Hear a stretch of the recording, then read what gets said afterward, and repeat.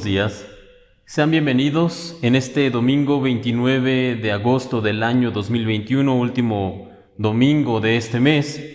Y les damos la bienvenida y agradecemos a Dios que nos permite estar una vez más reunidos de manera virtual. También damos gracias al Señor por esta tecnología que nos permite mantenernos comunicados.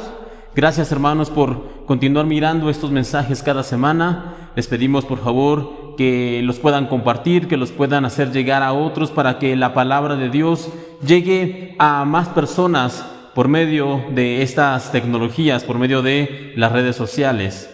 Ahora bien, en esta semana vamos a continuar con la ayuda del Señor con nuestra lección acerca de la oración, más específicamente hablando. Vamos a continuar con el Padre Nuestro en este modelo de oración que el Señor nos dejó. Y decíamos ya la semana pasada en la primera parte del Padre Nuestro que cuando nosotros oramos y decimos Padre, esto es un recordatorio del nivel de oración en el que estamos nosotros entrando. Esta oración, el Padre Nuestro como tal, está reservado solamente para aquellos que por medio de la fe, como nosotros, hemos sido ahora hechos parte de la familia de Dios, somos hijos de Dios. No todos pueden llegar o entrar a este nivel de oración, así que, hermanos, debemos tener plena conciencia de lo que estamos haciendo cuando oramos en este nivel. Después decíamos que nuestro es un llamado a la comunidad que tenemos nosotros como creyentes. El Señor estableció que la vida del creyente, que la vida del cristiano es una interacción como una gran familia, como un cuerpo. No existen los llaneros solitarios en el cristianismo, no, sino que el Señor siempre ha pensado la vida del cristiano como una vida en comunidad. Después decíamos que está esta parte que estás en los cielos, y en ella se nos habla de la posición divina y de la superioridad de nuestro Señor. Ahí estamos nosotros hablando y orando acerca de su eterno poder, este eterno poder con el cual nosotros como sus hijos contamos, pero también que estás en los cielos, nos habla de la morada celestial que nos aguarda a nosotros si somos fieles hasta el final. Y por último, la semana pasada hablábamos de esta porción, santificado sea tu nombre. Y esta es una declaración que debe ayudarnos a no perder de vista cuando vamos a orar ante quien nos estamos presentando. Dios no es un amigo en el que nosotros podemos acercarnos y podemos perder el respeto. Dios no es aquel con el que nos podemos dirigir con una familiaridad desdeñosa, no, sino que Él es el único y sabio Dios y como tal, hermanos, nosotros debemos comportarnos acorde a su santidad cuando nos presentamos en oración delante de nuestro Dios. Así que, hermanos, todo esto nos habla esta primera porción del Padre Nuestro, pero ahora en esta mañana vamos a continuar y pasemos a Mateo capítulo 6, el versículo 10, esta segunda parte del Padre Nuestro, en donde nosotros leemos esto: venga tu reino, hágase tu voluntad como en el cielo, así también en la tierra. Mateo 6, 10. Ahora, venga tu reino. Vamos a concentrarnos en esta mañana primero en esta parte. Venga tu reino. Y esta declaración, que es de hecho tan pequeña, pudiera pasar desapercibida cuando oramos. Venga tu reino, así la hemos orado incontables veces. Sin embargo, hay, hermanos, por lo menos 3 implicaciones importantes para nosotros como creyentes cuando nosotros decimos esto: venga tu reino, cuando realmente meditamos en esta porción del Padre Nuestro. Y vamos a ver estas 3 implicaciones para nosotros como hijos de Dios. Lo primero, estamos diciendo con venga tu reino que creemos realmente y firmemente, que estamos convencidos de que Dios es nuestro Rey. Venga tu reino. Note que hasta este punto en la oración del Padre Nuestro, el Señor solamente se ha presentado como nuestro Padre Celestial, lo cual es algo correcto. Sin embargo, si la oración continuara solamente con esta declaración, Dios es nuestro Padre Celestial, hay quienes podrían concluir entonces que ante esta relación familiar podríamos pedir cualquier cosa que nos venga en gana. Después de todo, somos los hijos de Dios. Puedo pedir lo que yo quiera, cuando quiera, porque soy hijo de Dios. De hecho, una gran porción de los creyentes hoy en día ha sido instruida precisamente en esta forma de orar y de pensar. Pidan, reclamen declaren. Eso es lo que se les enseña a las personas, porque Dios es su Padre, Dios es nuestro Padre y por lo tanto nosotros podemos pedir lo que queramos, cualquier cosa, porque nosotros somos hijos de Dios. Esta es la enseñanza que se imparte generalmente. No obstante, hermanos, tal forma de pensar está excluyendo o está separando, está quitando esta porción que se nos menciona ahora en el Padre Nuestro. Señor, venga tu reino. Señor, tú eres nuestro Rey. Ahora, confesar en oración que el Señor es nuestro Rey implica entonces que nosotros somos sus siervos, somos sus súbditos. Y estando en esta posición de siervos o súbditos, hermanos, nosotros lo que tenemos que hacer, nuestro papel, lo que nos corresponde es servirle al Rey y no al revés. Nosotros somos siervos de nuestro Rey. Como siervos del Rey, entonces, debemos buscar cumplir siempre su voluntad. Debemos acatar las órdenes de nuestro gobernante, acatar sus reglas, sus ordenanzas y servirle todos los días con lealtad. Ese es el papel de un súbdito delante de su Rey. Y diciendo esto, hermanos, por supuesto que la enseñanza que nos dice que podemos pedirlo todo porque somos hijos de Dios es popular entre creyentes, porque después de todo, ¿a quién no le gusta la idea de que Dios es como una especie de genio de la lámpara que nos cumple todos nuestros deseos? Claro que esta idea es popular y por eso se predica.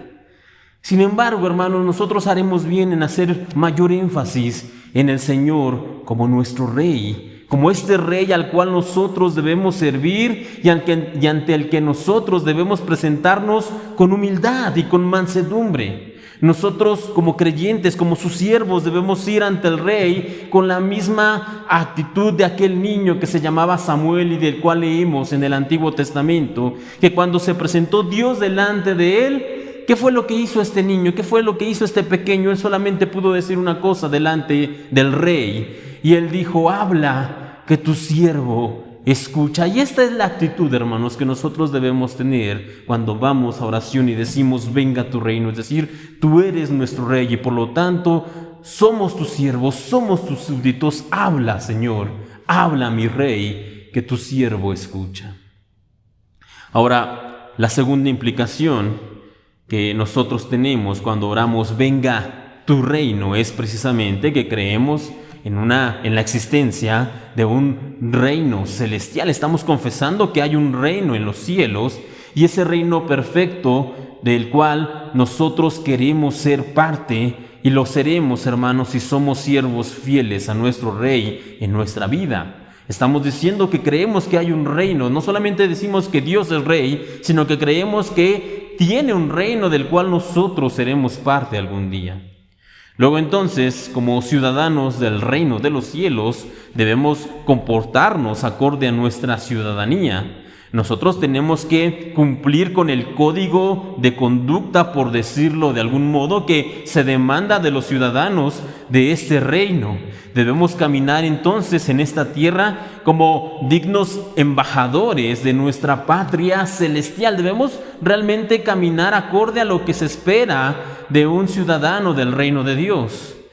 Acerca de esto el apóstol Pablo escribe en Efesios capítulo 4, versículo 1: os ruego que andéis como es digno de la vocación con que fuisteis llamados. Hermanos, y nosotros creemos que Dios es nuestro Rey y creemos que estamos o seremos más bien parte del reino celestial, de esta patria celestial, entonces, como dice aquí, debemos andar como es digno de la vocación que hemos recibido.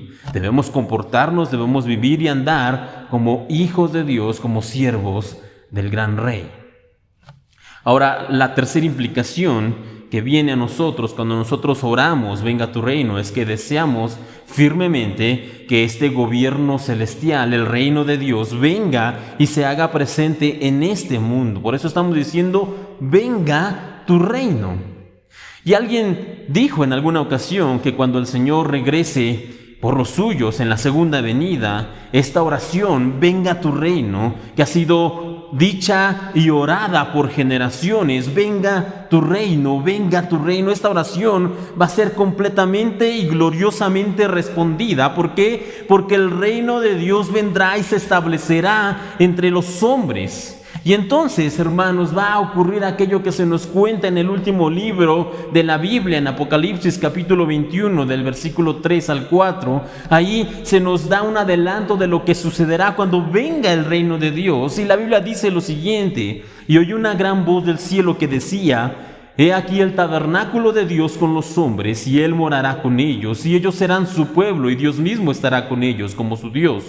Enjugará a Dios toda lágrima de los ojos de ellos, y ya no habrá muerte, ni habrá más llanto, ni clamor, ni dolor, porque las primeras cosas pasaron. Esto sucederá y más, hermanos, cuando el reino de los cielos venga, cuando esta oración venga, tu reino sea cumplida totalmente. Esto es lo que nosotros estamos pidiendo que se cumpla cuando oramos al Señor: venga tu reino. Ahora, continuando con esta revisión de esta porción del Padre Nuestro, vamos a leer de nuevo Mateo 6:10, y dice: venga tu reino, hágase tu voluntad como en el cielo, así también en la tierra. Y no es un secreto realmente para nadie que desde el momento de la caída del hombre, la humanidad ha estado constantemente en guerra o ha estado constantemente en contra de la voluntad de Dios. La Biblia llama a los humanos los enemigos de Dios, a nosotros, y nos enseña que nuestros deseos constantemente son contrarios a la voluntad del Señor, a tal punto que en Romanos, en la carta, en el capítulo 3, versículo 10 al 12, nosotros leemos esto: como está escrito, no hay justo ni aun uno, no hay quien entienda, no hay quien busque a Dios. Todos se desviaron, a una se hicieron inútiles, no hay quien haga lo bueno, no hay ni siquiera uno. Hermanos, aquí se nos dice que todos nosotros hemos estado viviendo en contra de la voluntad de Dios, somos enemigos del Señor. Y con esto, con esta situación, con esto que dice aquí en Romanos, no hay justo ni aún uno, no estamos diciendo que no haya personas que no puedan buscar hacer el bien por los demás, buscar hacer el bien quizá por sus padres o sus hijos, su esposa, por su familia en general, incluso por un amigo. Tampoco estamos diciendo que no haya personas que no puedan hacer obras de caridad, que puedan ser grandes filántropos, que puedan dar grandes sumas de dinero para que otros puedan recibir vacunas o recibir comida o fundar instituciones que ayuden a otros que están en necesidad. Por supuesto que hay gente, hay seres humanos que pueden vivir acorde a esto. No obstante, toda esta bondad y toda esta justicia no es suficiente para cumplir los estándares de Dios, los estándares que se requieren para estar con Él en el reino de los cielos. Sin importar qué tan buenos nosotros seamos en esta vida, si no es por medio de la fe en la obra redentora de Jesucristo, nosotros vamos a estar o vamos a continuar separados de Dios. Vamos a seguir siendo esclavos del pecado y vamos a ir a la condenación eterna que nos corresponde. Y además de todo esto, hermanos, tampoco podemos ignorar que es una realidad, que las consecuencias de nuestra naturaleza caída las podemos ver todos los días. ¿Y cómo las podemos mirar a nuestro alrededor? Bueno, constantemente nuestro corazón humano se inclina siempre por lo malo, constantemente buscamos el mal. La historia nos ha enseñado que sin importar lo educada o lo ilustrada o lo religiosa o lo moralista que sea una sociedad o un país, un pueblo, siempre a la larga va a tender a la discriminación, al cohecho, al favoritismo, al robo, a las mentiras, a los asesinatos. Y el conjunto de todos estos elementos que se van acumulando y acumulando en una sociedad finalmente e inevitablemente llevan a un conflicto a gran escala, que es, o que nosotros conocemos como la guerra. Siempre la historia nos ha enseñado que sin importar cuán utópica sea una sociedad o qué ilustrada o qué preparada, siempre hay un tiempo, hay un momento en que llega la decadencia de esta sociedad, de estos gobiernos, y entra la guerra. Al respecto de esta situación, Santiago escribe en su carta, Santiago, capítulo 4, versículo del 1 al 3, lo siguiente: ¿qué es lo que causa las disputas y las peleas entre ustedes? ¿Acaso no surgen de los malos deseos que combaten en su interior? Desean lo que no tienen, entonces traman y hasta matan para conseguirlo. Envidian lo que otros tienen, pero no pueden obtenerlo, por eso luchan y les hacen la guerra para quitárselo. Sin embargo, no tienen lo que desean porque no se lo piden a Dios. Aun cuando se lo piden, tampoco lo reciben porque lo piden con malas intenciones. Desean solamente lo que les dará placer. Aquí Santiago está describiendo la intención del corazón del hombre, el cual constantemente está buscando su propio placer, su propia concupiscencia. Y esto finalmente, como les decía, nos lleva a los engaños, a los robos, a los asesinatos y a la guerra. Esto, hermanos, es una constante. Esto es el mundo en el que vivimos. Y una vez que entendemos esto y que lo aceptamos, una vez que comprendemos esta condición perdida y alejada del hombre que tenemos, que estamos separados de Dios, entonces podemos comenzar a entender por qué es, como dice la Biblia, completamente necesario para nosotros el orar constantemente esto que leemos aquí en el Padre Nuestro: hágase tu voluntad como en el cielo, así también en la tierra. Eso es lo que estamos pidiendo aquí en esta porción. Y es que ante todo el desorden en el que vivimos, el egoísmo, los abusos, como creyentes, nosotros debemos aceptar que este mundo necesita desesperadamente el orden y la armonía que solamente Dios y su cielo posee. Y es que, hermanos, este cielo de Dios, este orden que Dios puede dar, está unido al amor, a la paz, a la justicia, a la bondad, la misericordia, la generosidad. Todos estos elementos son inalienables al reino de los cielos, al reino de Dios. De hecho, el profeta Isaías describe el reino de Dios, el reino del Señor, de la siguiente manera: cómo es cuando Dios está al frente, a la cabeza en el gobierno, cómo es, digamos, la sociedad cuando el Señor es el que reina y gobierna. En Isaías capítulo 11, versículos 6 al 9, nosotros leemos esto: en ese día, cuando el Señor instituya su reino, en ese día, dice aquí el profeta, el lobo y el cordero vivirán juntos, y el leopardo se echará junto al cabrito. El ternero y el potro estarán seguros junto al león, y un niño pequeño los guiará a todos. La vaca pastará cerca del oso, el cachorro y el ternero se echarán juntos, y el león comerá heno como las vacas. El bebé jugará seguro cerca de la guarida de la cobra. Así es, un niño pequeño meterá la mano en un nido de víboras mortales, y no le pasará nada. En todo mi monte santo no habrá nada que destruya o haga daño, porque así como las aguas llenan el mar, así también la tierra estará llena de gente que conocerá al Señor. Esta es la promesa del Señor. Y cuando nosotros leemos esto y sabemos lo que espera en el día que el Señor gobierne, entonces nos debe quedar completamente claro por qué nuestra oración debe tener de continuo estas palabras del Padre Nuestro: venga tu reino y hágase tu voluntad, como en el cielo, también en la tierra. Porque, hermanos, esto es lo que nosotros anhelamos, aún sin saberlo. Nosotros anhelamos esta paz, este amor, esta generosidad. Esto que el Señor nos promete es lo que nuestro corazón anhela, es lo que realmente queremos. Y por eso, reitero, nosotros debemos orar como aquí en el Padre Nuestro: venga tu reino y hágase tu voluntad como en el cielo, así también en la tierra. Ahora bien, es llegado a este punto del Padre Nuestro en el que ya hemos hablado del reconocimiento de nuestra relación como hijos de Dios y como parte del cuerpo del Señor, como una familia. Cuando ya hemos confesado que Dios es nuestro Rey y que nosotros somos sus súbditos, y cuando ya hemos clamado por la necesidad de que el reino de los cielos venga y se manifieste entre los hombres. Esto es como hemos ido ya pasando punto a punto. Cuando ya hemos meditado y orado todo esto, hermanos, hasta este punto es que recién podemos comenzar a mencionar en nuestra oración nuestras peticiones.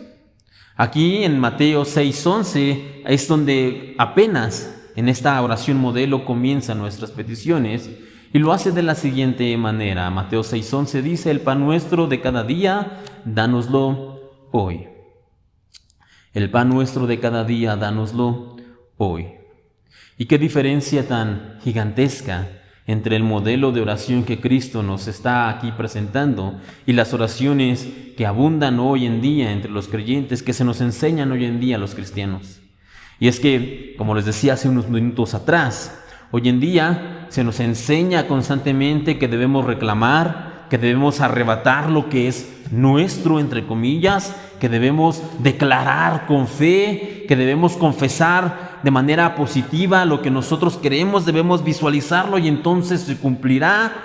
Esto es lo que constantemente se nos enseña: pedir, pedir, pedir, pedir. Esta es la prioridad en la oración de la mayoría de los creyentes, lo que yo tengo que pedir.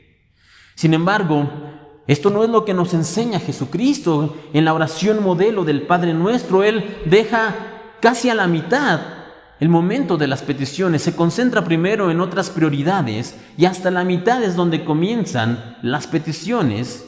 Y cuánta necesidad, hermanos, tenemos nosotros hoy en día de decirle al Señor esas palabras de aquel discípulo de Lucas 11:1, cuando se acercó y dijo: Señor, enséñanos a orar. Es cierto, Señor, enséñanos a orar. Debemos aprender a orar de la forma en que Cristo nos ha instruido.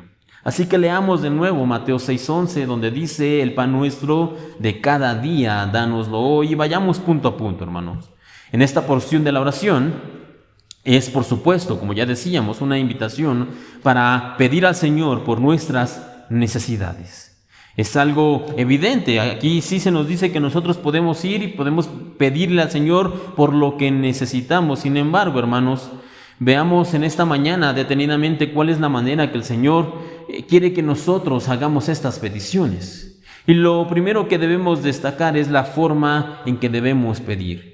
Y es que aquí se nos está enseñando que debemos acercarnos y que debemos orar y que debemos pedir, sí, pero solamente por lo esencial, solamente por lo verdaderamente necesario para nuestra vida, el pan nuestro de cada día. Así como alguien dijera, el Señor ha prometido a sus hijos suplir para nuestras necesidades, eso es verdad, pero no para nuestras necedades. Por lo tanto, hermanos, cuando nosotros oremos y cuando llegue entonces el momento de las peticiones, debemos asegurarnos que estamos pidiendo lo que realmente necesitamos para nuestra vida, lo esencial, lo verdaderamente necesario, hermanos. Y en este sentido, una pantalla de 75 pulgadas, eso no es una necesidad para la vida. Unas vacaciones en un crucero tampoco lo son. Que nuestro equipo de fútbol gane la copa o gane un partido tampoco es una necesidad esencial para el hombre. Por lo tanto, ¿significa esto que no podemos orar por cuestiones menores o por cuestiones que incluso algunos pudieran llamar banales? ¿Significa que por esto no debemos o no podemos orar? Bueno, no necesariamente. Todo lo anterior y cosas de este estilo, hermanos, bien podríamos llevarlas en oración, no lo recomiendo, pero bien podríamos llevarlas en oración a nuestro Dios. Sin embargo, aquí hay un problema. Si nuestras oraciones comienzan a llenarse poco a poco de cuestiones superfluas como las que acabamos de mencionar, si comenzamos a meter en nuestras oraciones pequeñeces y tonterías, entonces pronto nuestra oración se verá invadida por nimiedades y por simplezas. Y ese realmente nunca ha sido el objetivo de la oración. Por tanto, mis hermanos, cuando nosotros oremos, en el momento de las peticiones, debemos tener como prioridad pedir por aquello que realmente es necesario para nuestra vida. Debemos pedir, como dice aquí, por el pan de cada día, por la salud, tal vez por un trabajo, por la fortaleza física y espiritual que necesitamos, por el cuidado de Dios en la vida de nosotros y de nuestros familiares y amigos, y por cosas similares a estas. Y después, si es pertinente, si es adecuado, y si la madurez que nosotros tengamos en el Señor nos permite orar por otro asunto, entonces podremos ponerlo delante del Señor, podemos poner delante de Dios el resto de nuestras peticiones. Ahora bien, además de todo lo anterior, esta porción del Padre Nuestro también nos enseña la periodicidad, por decirlo de algún modo, en la que nosotros debemos encomendar nuestras peticiones al Señor. Ahí dice: el pan nuestro de cada día, dánoslo hoy. Y hermanos, Podemos nosotros en esta mañana ver en esta oración modelo que el plan de Dios es que nosotros, sus hijos, acudamos a Él constantemente, en este sentido, todos los días, diariamente. Ese es el modelo que el Señor nos está dejando, que nosotros acudamos a Él en oración todos los días. Y en el Antiguo Testamento, ahí se nos cuenta cómo por 40 años, que fue el tiempo que el pueblo de Israel estuvo en el desierto, ese tiempo, esos 40 años, el Señor les proveyó fielmente el alimento para el pueblo. ¿Y cómo es que Dios les dio este alimento? Bueno, Él lo hizo por medio del maná, por medio de pan del cielo.